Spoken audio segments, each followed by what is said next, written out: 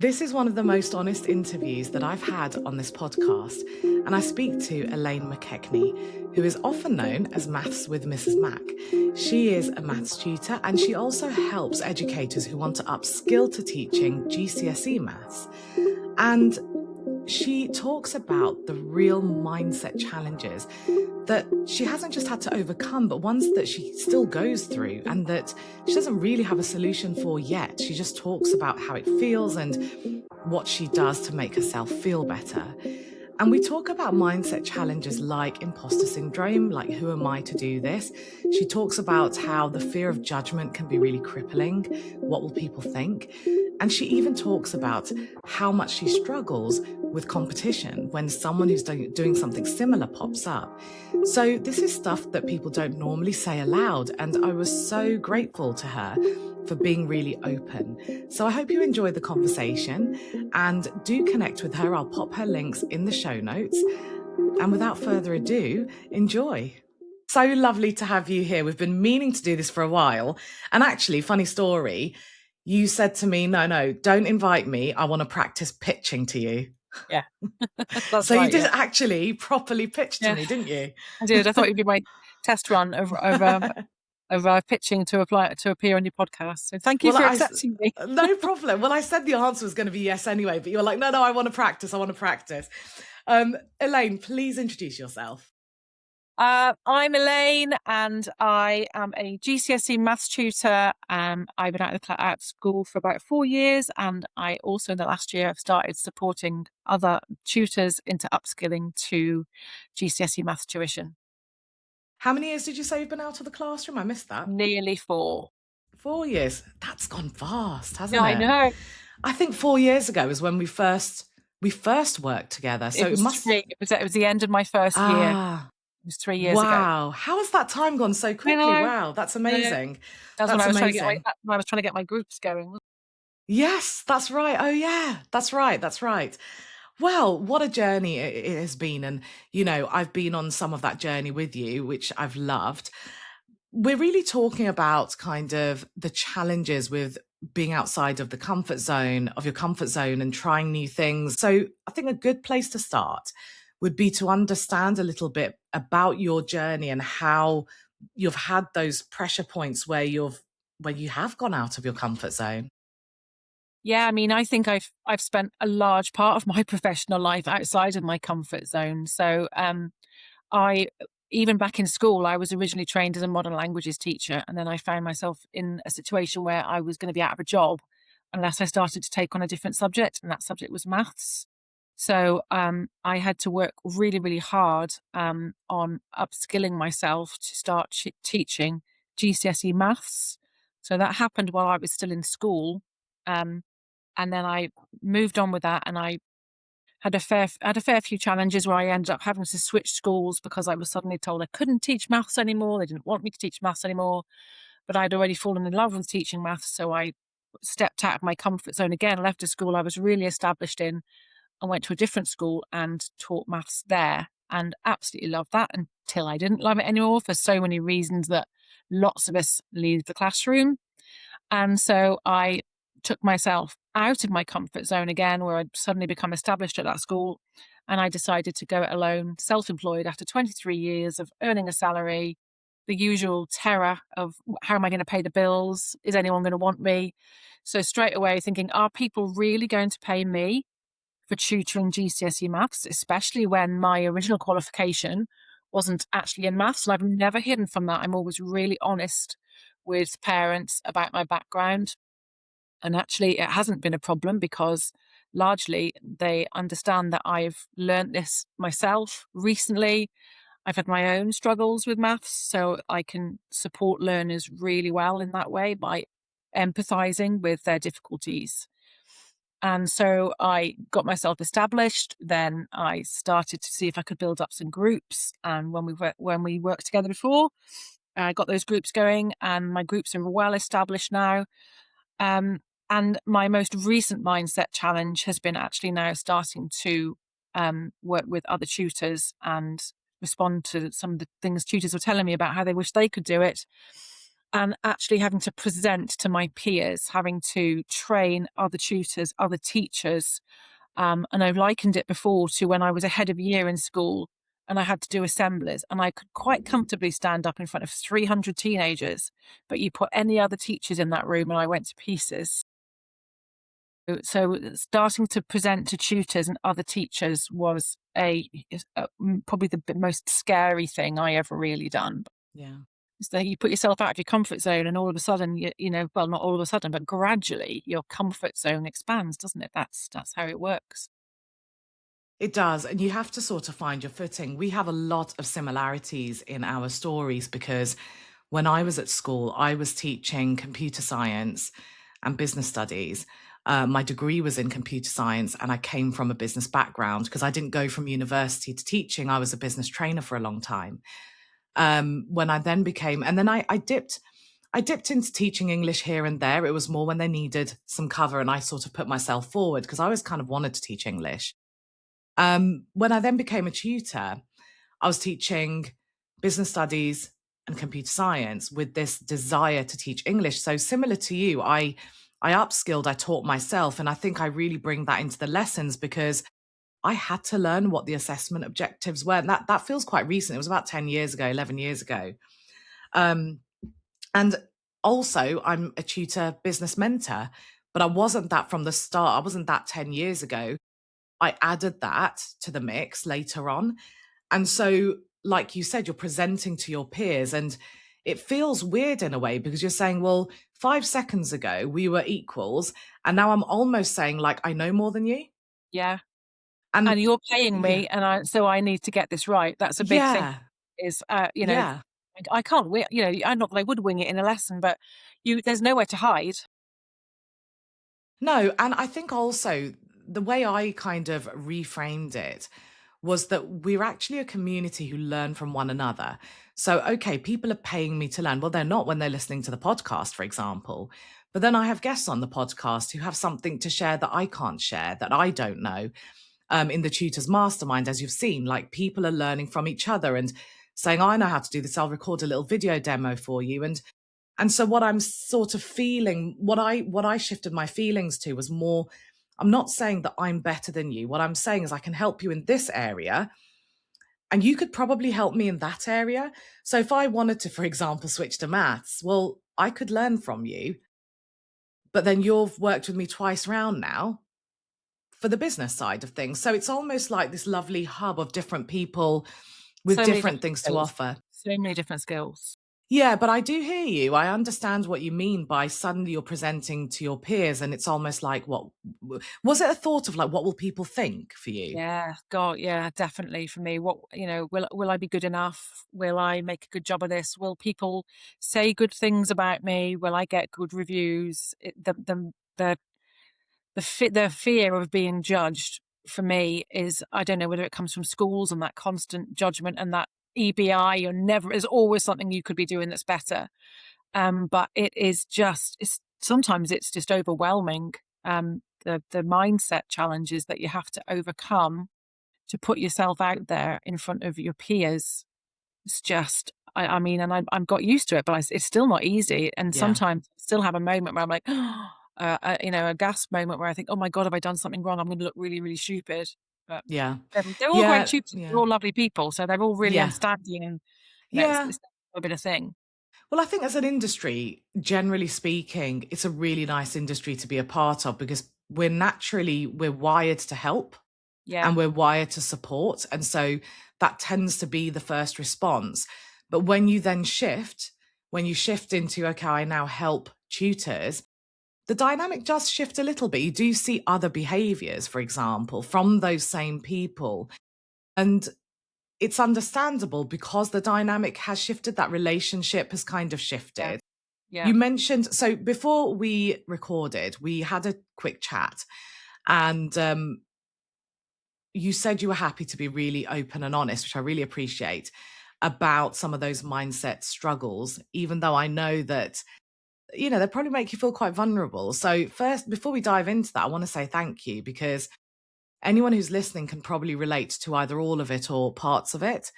And I think sometimes, even if you don't have a solution, just knowing that other people feel the same way can often make you feel less alone.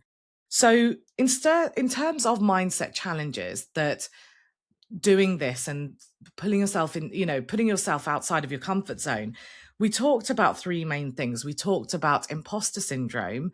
We talked about struggling with competition, with people being your competition, and also with making decisions. And, what if I make the wrong one? And what do I do when I have made the wrong one? So should we, let's explore those a little bit then. So imposter syndrome, what has that journey, or what is that journey like for you? It's a feeling of sometimes, who am I? Who am I to do this? Who am I to feel like I've got the right to do this? So I've got so much experience in upskilling to tutor maths GCSE because I only had a C at GCSE. So it's been mad. And I've never really met anyone that has done the same thing as me. There's teachers that have had to dip in and teach a little bit of maths, but there's nobody that has ever gone the whole way and actually turned it into their main teaching job and then later on their business. So I don't know why I feel like this. I don't know why I feel like, who am I to to teach these tutors how to do this? Because I had to learn to do it myself. But actually, that is the very thing that makes me the person that should be doing it. Well, And that's I your could say that, superpower, isn't yeah, it? exactly. I've done it. I've been through every little thing that they've had to learn, everything they've had to do. I've had to learn about the GCSE. I've had to learn about the assessment objectives, all that stuff, and how to manage students, how to see what mistakes they might make, and how to identify misconceptions. I've done all of that, but yet I still feel sometimes, not all the time, but sometimes I just think, who are you to do this? And the absolute worst, you mentioned competition. The absolute worst time for me is when I see somebody else maybe offering the same sort of help, or somebody talking about somebody else that did that, and it crushes me, and it's really, really hard. And I still don't, like you said, I don't have the answers. Talking to people helps me. So, not reaching out for Yeah. someone to tell me I'm amazing, but reaching out, and talking to my friends and other business colleagues who might have experienced the same thing, like you talking, we talked about it in our session the other day about how do I overcome that and move on from that? Because it's when it hits you, it really hits me, certainly. Yeah. I find this very interesting because you were teaching for 23 years, did you say? Yeah, 2 3 years in the 23 class. years.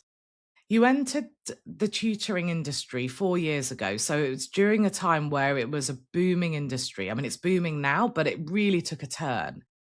I would say 2020, it really took a different turn. It was already booming before that, but yeah, it just went on another level. And so you entered that 4 years ago, post that switch, almost that elevation. But you did it with confidence. So you didn't think, oh, this is really saturated and there are thousands. I mean, I hate the word saturated and I don't Yeah. like it when people Yeah. use it, but you'd be forgiven to feel that if you were entering the profession. Um, and you did that without feeling insecure about, I did feel insecure. I you felt did feel really insecure. Did you insecure, yeah. feel like an imposter when you then became a tutor then? Um, no, I don't think I felt insecure about being a tutor because I was confident as a teacher and I knew what I was doing. I felt insecure about the business side of it, and there's all Okay. these other tutors, and why is someone gonna pick me when there's all these other tutors about? Yeah, yeah. So for you, it's been a little bit of a pattern of thought when you've sort of tried something new. And when you first became a tutor, did you get the same feeling when there was competition? Locally, yes, people that knew me, definitely. I think I probably am worse with people that know me. It definitely feels a bit more personal. I'm not Yeah. very good at separating personal from business. Okay. So what I'd be really interested to know is that given that you said you used the word crushing, what is it in you, or what thought process gives you the courage to do it anyway? I think I just know that I can do it, and I just have to put those feelings aside, and the connections that I've made with other tutors, that's one thing that has been overwhelming is I just talk to other people. I talk to friends who are tutors. I talk to friends who are coaches.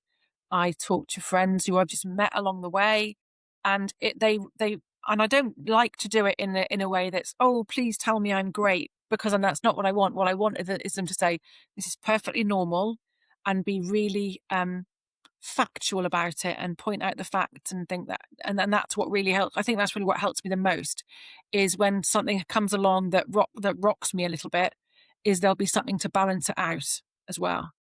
So I So think that what are the facts for you that anchor you in those facts that moments? anchor me when I see competition are the fact that there are plenty of people out there. There are plenty of people, and I work differently to others. So what is right for one person is not going to be right for the other person. And there are plenty of us, plenty of tutors to go around. Things like, I know exactly what I'm doing. I have done this. I have been through it myself and experienced it myself in terms of the working with tutors, with the actual tutoring with students. It's the fact that I'm experienced. My results have always been amazing. So it's those sorts of facts. It's like evidence. There's evidence there, of success, and that things that I have done, I always do well. Yeah. So for you, it's anchoring yourself using facts that almost counteract the feelings. Do you feel like they actually do? Are they an antidote to those feelings, or do you think it helps you just push them aside so you can just move forwards? No, I think they're an antidote. I think they make me look at the bigger picture and sort of have a little bit of a word with myself and say, come on, try and talk to myself as if I would talk to somebody else when they ask me for help. We don't do that, do we? We're always there to support other people, but we're our own harshest critics. Yeah, So absolutely actually, that. Yeah. when someone says it to me, I say, "Oh yeah, that's actually true." Not, "Okay, maybe I'll just squash that." But actually, no, that properly negates what I'm thinking. Like, what I'm thinking can't be true if that is also true. Yeah. I read the book, The Chimp Paradox. Have you ever read that Yes, book? I Yeah. did read it. Yeah, So not for a long time. interesting. Yeah, well, it really changed something in me viscerally because when I'm now in a situation, I kind of acknowledge that, okay, what's my brain trying to do right now? It's always going to try and keep me safe. And so if I feel under threat, I kind of ask the question, what is it I'm afraid of? Let me just get it out there. And I think that your method of using facts to be an antidote is probably very similar because you're acknowledging this is how I feel. So you're exercising the chimps to speak in chimp paradox language. You're exercising the chimp in a way. You're talking to people. And then when that chimp has calmed down and realized, okay, maybe I'm not under as much threat as I thought I was, you've then got the headspace to think about the facts and to absorb those facts. And that's why I asked you, is it an antidote or does it push those feelings aside? And you said it's an antidote. Yeah, And it that's is. probably why. Do you feel like does that happen? Do you feel those mindset challenges a lot? And if so, what keeps the motivation to keep doing it and to to keep having a word with yourself? Because I love it. Because I love doing it. So what's the alternative? If I have some fear or some anxiety or some mindset challenge, what am I going to do? Am I just going to stop? Because I firmly believe that actually, unless if we don't ever face those challenges, we are never going to grow. We're just going to stay in the same place. And that's not for me at all. I'm always, sometimes not a great thing, but I'm always looking, what can I do next? What's my next challenge? It drives my husband mad. He's like, why can't you just settle for what you've got? No, what's next? What am I going to do next? But yeah, I mean, the alternative is just to say, okay, no, I'm not going to do it. And sometimes I felt like that. Like I talked to you the other day about something that I found really, really hard that was on Facebook. And I almost said, okay, I'm not going to do this work anymore. I'm just going to be little old me tutoring. And I went for a walk and I listened to some music and I thought, hang on a minute, you don't want to do that. You love doing this. So you're just going to have to put your face on and get on with it. Yeah. Yeah, it's difficult, isn't it? Because I mean, something we talked about in our session is also protecting yourself. So, when we talked about that, you said I'd be quite happy just to come off Facebook. Yeah. And I said, okay, that's all right. If you want a presence there, but you want to come off that, then why don't you delegate? Yeah. And I think that we need to put mechanisms in True. place to protect us. And Yeah. it goes down to, if there are Facebook groups, for instance, and I'm just using Facebook as an example, but if there are Facebook groups that I just find quite draining or I feel like is really negative, like there are some groups where at least once a month, someone will say how outraged they are that business coaches dare to charge people and it should be free. And then there's this whole thread. And in the very early days, it made me really kind of insecure, thinking, is this what everyone thinks? Do they think that I'm trying to con them or something? Should, you know, and the rational side of me was saying, I absolutely should charge for this. Like, these are tutors who ironically are charging for their services, who have a problem with someone else charging. And I know I'm simplifying that probably. But what I chose to do was, firstly, be like, yeah, I mean, look at the facts. I've got clients. I'm not struggling for clients. I haven't struggled. So, the loud minority doesn't represent the majority. But you can also protect yourself by leaving those groups. Yes. You Yeah. know, it's this weird kind of mentality that we have where we feel triggered by something, but we still stay there and expose ourselves to it. But actually, we can turn that around. You know, I speak to people who are like, oh, LinkedIn, oh no, I'd love to be on there, but it just feels really intimidating. That was We me a are few in, years ago, yes, and I yeah, I think we forced probably had it myself. that, Yeah, yeah. forced And myself now to do it. LinkedIn's it's Now your it happy doesn't. place now, yeah. Yeah, it is. Yeah, and it certainly wasn't 3 years ago. I was absolutely terrified of it, but that's it. So you But it's step all outside about that what you comfort. curate as well. You know, we're in charge of who we're connected with. We're in charge of what actually comes on our news feed. And I think that's, although we're digressing a touch here, I think it's really important because a lot of people struggle on social media. They find it a very noisy place or they just find it really hard. And the reality is there is so much that we can do to make it a place that feels actually quite nice for us if we want to be on a platform. It's finding that balance as well between wanting to be visible and actually protecting yourself, because you can't, if you keep putting yourself out there in places that you're not comfortable, you won't show up as your best self anyway. No. No. And it's also, I'm generally quite visible. I'm not influencer standard visible. However, I've had a couple of trolls.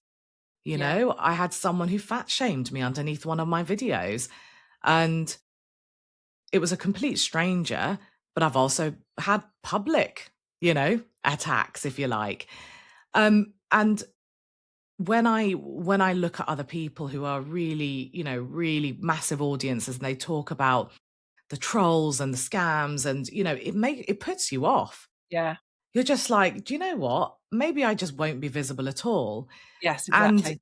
it's a real conundrum because you feel you're putting when you put yourself out there, you're vulnerable ultimately. But that block button has to be your best friend. Yeah, It you have to has to protect be. yourself. Have to protect How yourself. do you protect yourself then? Because you mentioned that you find that competition element really hard from a perspective of how it makes you doubt yourself. I'm going to ask, do you protect yourself? And if so, how? Probably not as much as I should. So if I see something like that, I just need to, I mean, I don't have Facebook on my phone anymore. The only place I have Facebook now is on my laptop, so I can't go on it as much as I used to. But I protect I protect myself by not going on Facebook. And if I spend some time, I mean, and you can lose time, can't you? You can just, oh, that doom scrolling. So I found an app called Freedom. I think it's called Freedom, and it's really good because it just blocks your time on certain apps. So that's been a bit of a game changer for me, because it's like, well, really, have I just spent my 30 minutes is up already? So yeah, doing that. But in terms of the competition, I just have to do that thing where I think about the evidence, and I use the evidence to negate those negative feelings that I'm having about competition. A, there are enough tutors around, and B, everyone might be doing it differently, and that's absolutely fine. We've all got something different to offer different people. And just circling back to something you mentioned earlier, you mentioned how when you were a tutor, when you became a tutor, you didn't struggle with competition or insecurity around being a tutor. You were pretty confident there, but you struggled around the business side. But I don't know anything about business, and why would anyone choose me? I think that's something that a lot of people feel. I say I think because I'm basing it on what people tell me when I meet tutors. And it's probably the most common feedback I get. I'm great at teaching. I don't know what I'm doing with business, or I don't feel confident. So, what's been your journey with that? How have you overcome that? Because you've Getting added to help. your business. Getting help, absolutely getting help. So when I left the classroom, I started working. I was going to go alone, but when that September rolled around, I was getting more and more anxious. And I'd been looking online at different people, and I found a lady who was running a program, and it was for people who were coming out of teaching, and it sort of had a starter kit. And I went and joined her program, and it was more money than I ever would have imagined myself spending. Actually, now when I look at some of the more recent investments, it's, you just build up, you get more comfortable with, investing. But it was the best thing I'd ever done. I learned absolutely tons from her about business and how to start and funnels and MailerLite and all this sort of stuff. And I worked with her for about 6 or 7 months. And then I thought, okay, I now want to try somebody else. Because I think, and I always thought that there's so many brilliant, and this comes back to what I was saying before, there's so many brilliant coaches around, and they've all got a different take and they've all got a different way of doing things. So that's when I found you, actually. Okay. So I joined your mastermind, and I joined your one-to-one program, and with you, I got all my groups up and running. And then I think I went on and looked at somebody else. And sometimes they've been brilliant, and sometimes I've spent money. And mainly when I've gone outside of the tutoring industry is when I've maybe not got as much out of it as I could, as I might have wanted to, but I've still got stuff out of it. So I can think of two coaching programs that I joined that I spent a bit of money on, and they didn't ever do what I needed them to do, but I still learned loads from them. There was no regrets at all. And I wanted to do A level. I wanted to sort of see if I could upskill to A level. So I did some work with another tutor on A level, and I loved doing that. And I started tutoring A level. And after a couple of months, I thought, no, this is not for me. So I stopped doing it. But I don't regret any of those things. I've never regretted anything because I've always made sure I've got something out of it. There's two things there, actually. So the first thing is something I've probably said so many times on the podcast, but you can change your mind at any time. And I think that's so important because we go into decision paralysis. Am I making the right decision? What if I make the wrong one? Should I charge this? Should I, is it too high? Is it too low? Should I offer this? Should I choose this target audience? And you know what? If you're in an exploration stage, explore and treat it like an experiment. If you're in a decision making phase, make a decision. Just make one decision. Run with it, knowing you can change your mind. You can change your mind about virtually everything. And I think that, you've probably proved that to yourself. And that's probably why you're not afraid of saying, actually, the A level isn't my thing, so I'm going to walk away. But the second thing is you mentioned about how at the beginning you spent more money than you imagined that you would spend, but then it Yeah. built up from there. And Yeah. for you, it's about seeking support. So when it goes well, you're so glad you spent, it was worth every penny. When it doesn't go so well, you've said, okay, well, I learnt from it. But in that moment when you're thinking, I've made the wrong decision, how did that affect you in terms of what gave you the confidence to then invest in someone, invest again, rather than thinking, oh no, do you know what? No, I've made too many wrong decisions, or that wasn't right for me, and now I'm scared of spending that money. I think you just have to really do your homework and accept that sometimes it's not going to give you what you want. And it doesn't matter. You can make decisions that aren't brilliant decisions. I've made a fair few. It doesn't matter. I mean, obviously you don't want to go outside of your budget. You want to be aware of your budget and you want to be careful with your money. But I'd be surprised if there was any person out there that you invested with that you didn't get something from. And a lot of the time also, I would have to say, comes down to the person investing. Because in some of those things that I invested in, I did tend to lose a little bit of interest and then I didn't see it through. And so that's on me. That's on me that I didn't do it properly. So you have to really consider. Yeah, I can be a bit guilty of shiny object syndrome as well. I'm like, oh, this looks new and fancy, and I'll go for this. But whenever I've made those bad decisions, there's a moment where I sort of think, oh, maybe I shouldn't have spent this money. But I think, well, I have spent this money actually now. I'm not going to get it back. So I just need to think about what I've pulled from this. Can I get anything else from this? Can I squeeze any more value out of this before I move on? Does that Yeah. answer your question? I feel like I might have just waffled a bit on that one. I love a bit of waffle, and it wasn't waffling. So it was great. It was great because what you've actually made me want to think about and discuss is that you mentioned how you could spend that money, realize that, oh, I'm not getting what I want out of this.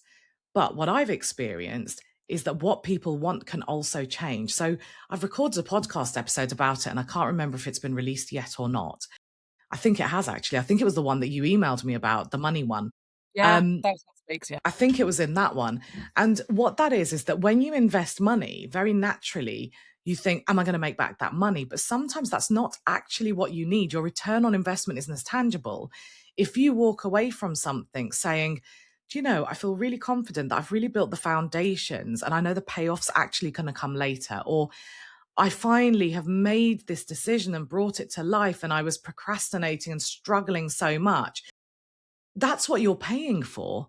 So sometimes the result isn't necessarily monetary, even though immediately, I know you No, didn't say about money, but I think we immediately often think, will I make back that money? It's the most logical thought when we're scared of investing. I can think of a really good example of that is that Mm, last year I signed up with a coach. She wasn't in education.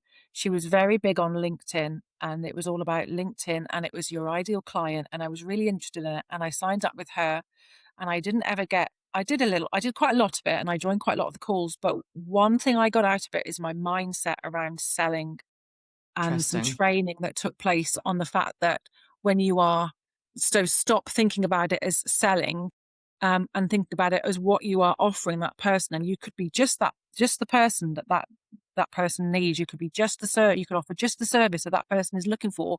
So do you not have a responsibility to them to talk about it and give them the opportunity to say no if they want to? But if they don't know about it, how can they ever, move forwards? It's almost like putting a responsibility onto yourself that you owe them that chance. And that mindset shift for me was really, really good. I was always sort of thought that selling was bad, salespeople were evil. Yeah. It was back in the 80s, a lot of them were. So that's been massive for me, and I would never have managed to get through that and change my mindset around that without joining that course that I spent quite a lot of money on. So, that's what I mean. It doesn't always give you what you want. And like you say, that wasn't monetary. That wasn't an immediate financial return on my investment. But long term for my mindset, it was a game changer. Yeah. Yeah, yeah, exactly. And, I hear what you're saying about, feeling like selling is bad. I would say it's probably the biggest challenge I have working with tutors, because what doesn't help is, I open LinkedIn and maybe someone's talking about how funnels are really bad. And it's like, no, they're not. I mean, what you're writing right now is a funnel. You actually are trying to get business by talking about how bad it is to sell. And selling isn't bad because you are helping people. Just like as a tutor, a child needs my help. So what should I do? Gatekeep? And Yeah. so I don't want to sell to them. So I'm not actually going to talk about it, but actually I could give them relief, and you're right. It's about helping people. There's in every single element and every single industry, there is ethical and there's unethical. It's not unethical to sell. There are just unethical ways of selling, and you get to choose which way Yeah. you're going to sell. 100%. So where are you now? So, you left the classroom 4 years ago.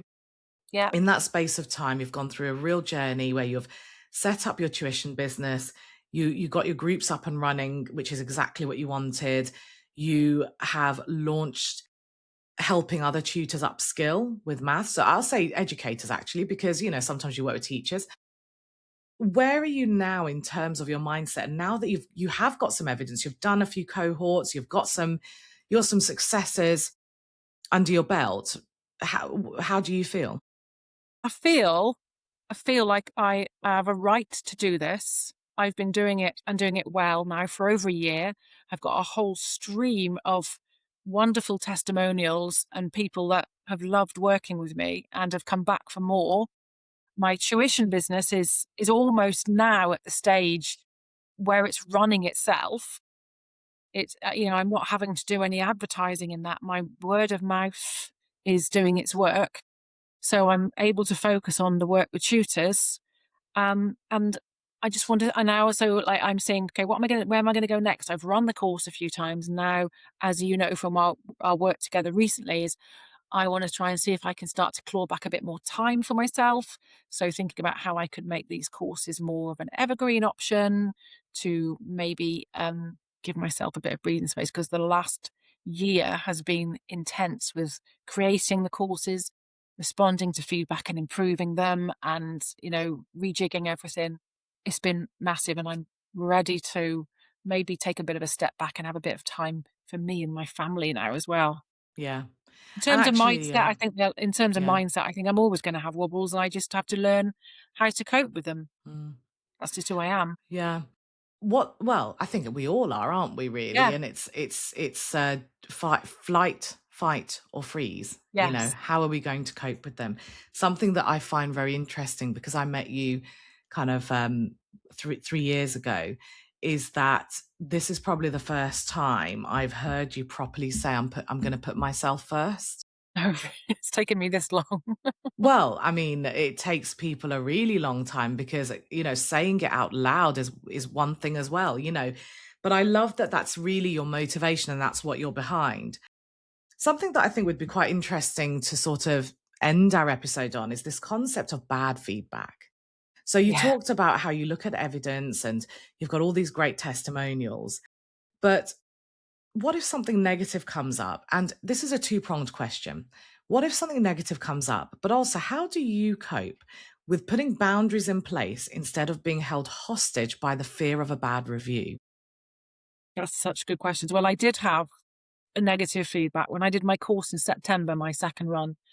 My first session, I didn't feel it was great myself, but I did get a message from someone afterwards saying that this was just awful. Not awful in those words, but basically the summary of their message would be, "This was awful. This did not do what it's supposed to do." And there was a couple of people like that, and so I first of all had to really pull up my shoulders and think, because I wasn't used to getting negative feedback. So I had a look. I looked at it and I thought, well, okay, first of all, that person admitted afterwards that they hadn't done everything that they needed to prepare for the session, which was fine. So then I'm thinking, okay, I need to absolutely make sure that these people make sure they understand that before they join this live session, they really need to have read this stuff.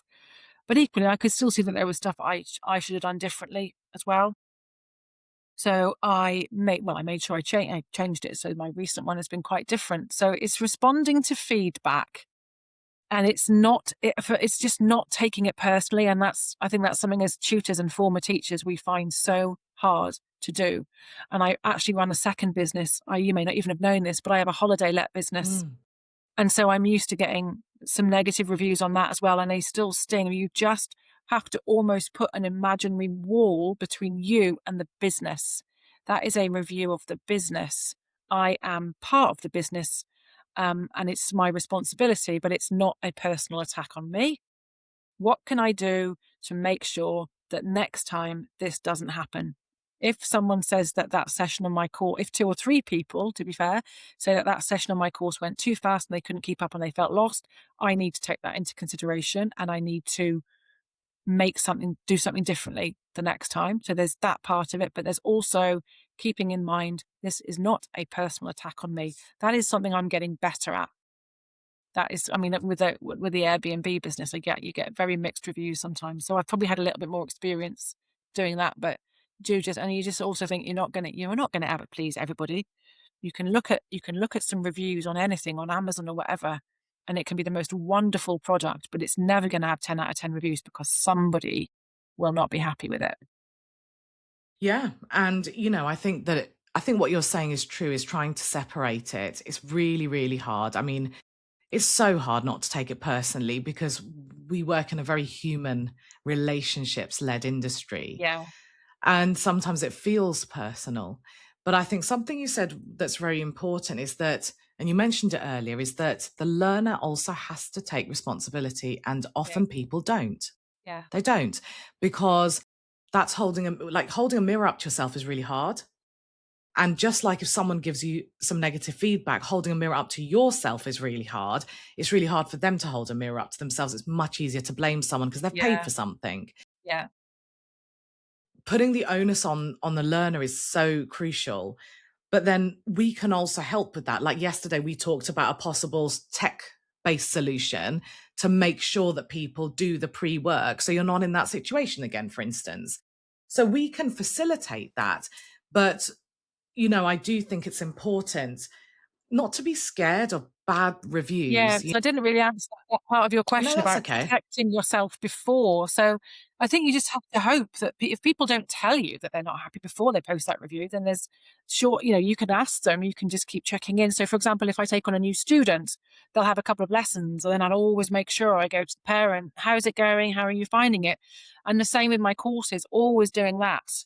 But also you can't be held to ransom either. And it's tough because you do feel vulnerable, but then you also just have to remember that, and you'll see it on Facebook tutoring groups. Oh, this person's given me a bad review, and then you just have to say, well, look at all your good reviews. People are sensible. People are not going to just look at 50 good reviews and one bad review and say, well, I'm not going with them. You hope. And that's the thing is that, yeah, that's the thing is that ultimately it's about, what do people think of me? That's what it really boils down to. And the right people who want, like, I know that the right people who want to work with me will do their due diligence to start with. I expect people to do their due diligence on me. But also, I expect them to think critically. So, I remember ages ago being in a situation where someone worked with me one to one, and we, I always do a discovery call, a very in depth one. And the first session went really well. The second session went really well. And then all of a sudden, I got an email where she was asking for a refund because she wanted to stop working with me. And my immediate thought was, what have I done wrong? What went wrong? What have I done? So, I gave a lot of opportunity. I'm like, please tell me, because actually you're not entitled to a refund. We've done all the due diligence. We've had good sessions. You're not giving me a reason.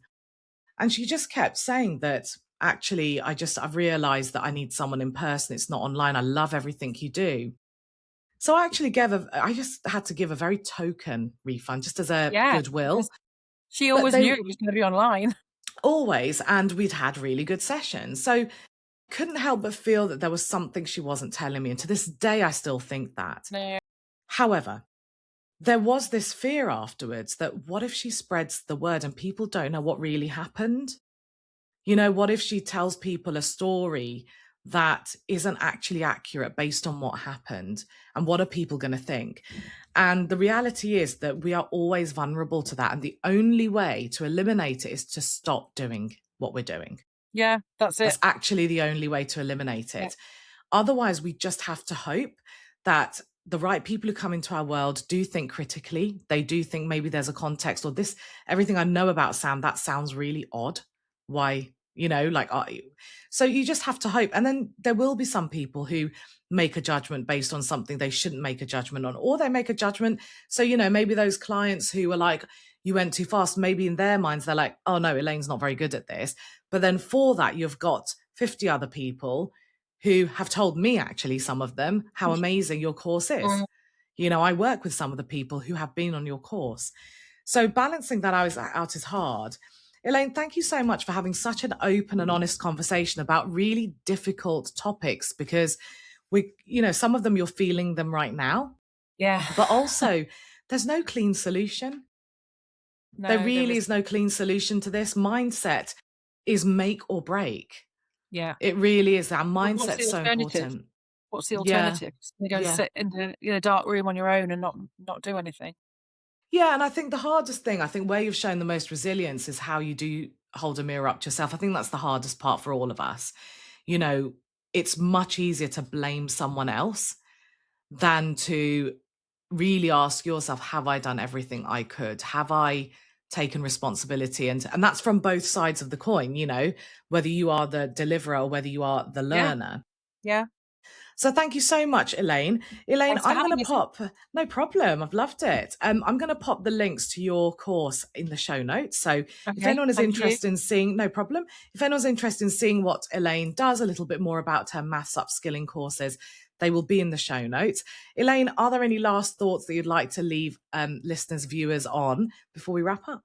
No, I don't think so. I'm probably going to go and find some therapy because I've realised all my issues today. But no, other than that, just thanks for having me. Thanks for giving me the opportunity to talk about it. Not at all. Thanks for sharing everything you did. I know it's going to resonate with a lot of people, and I think it's probably going to start a really interesting conversation.